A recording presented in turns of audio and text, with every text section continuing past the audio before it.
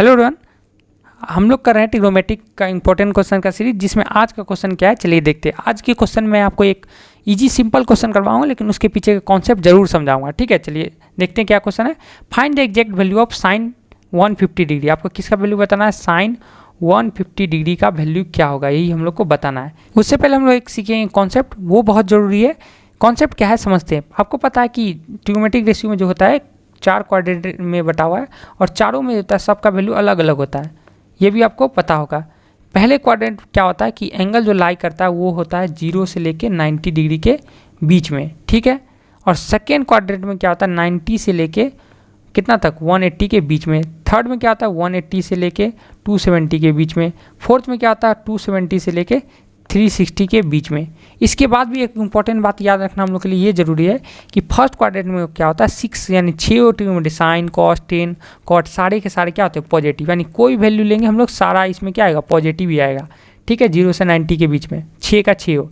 लेकिन second quadrant में क्या हो जाता है सिर्फ साइन और कॉसेक ही पॉजिटिव होते हैं, बाकी सारे वैल्यू अपने आप में क्या हो जाते हैं नेगेटिव हो जाते हैं। सिर्फ यही दोनों पॉजिटिव है, बाकी सब के सब नेगेटिव हो जाएंगे। थर्ड वाले क्वाड्रेंट में सिर्फ टेन और कॉट पॉजिटिव होता है, और बाकी सारे के ट्रिग्नोमेट्री बचे हुए चार सब क्या होते हैं नेगेटिव। और फोर्थ में क्या होता है कॉस और थीटा और सेक थीटा सिर्फ पॉजिटिव होते हैं। यानी कहने का मतलब है कि ये पहला वाला सबका इलाका है, बाकी ये सबका अलग अलग इलाका बैठा हुआ है। मतलब ये दोनों का फर्स्ट क्वाड्रेंट सेकेंड क्वाड्रेंट इलाका है। थर्ड क्वाड्रेंट में ये दोनों आपस में मतलब पॉजिटिव रहते हैं, बाकी सारे नेगेटिव। फोर्थ में कॉस और सेक क्या होते हैं पॉजिटिव, बाकी सारे नेगेटिव होते हैं।